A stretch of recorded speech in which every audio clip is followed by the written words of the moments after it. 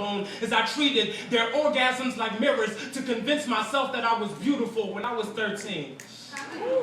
I first started building train tracks on my stomach, some on thighs, to all the parts of me that I wish I could forget, but that only made me more of a swollen, dirty pile of remorse, a shotgun shell inside a waiting room of catastrophe, with a fiendish appetite for earthquakes. At the dripping enjambment of woman, the earth shifts between my teeth and usually never returns the same. Misshapen planets have always tasted better to me. There's no gravity to my will, only cadence from poetry, a vulgar smile stitched to a sense of humor, hiding the boy with the skin of a scarecrow because it's the only way that his corny heart can ward off the birds and the bees. The only thing that my father ever passed me is this uncanny ability to hurt the people that we love the most.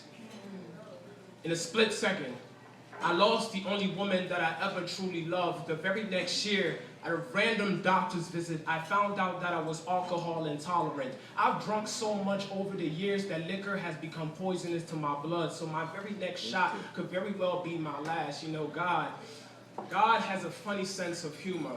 Took away the two things that I harbored on the most to teach me that women and liquor are not a cure to my loneliness. So what do you want to be when you grow up? I answered, I want to be a pediatrician.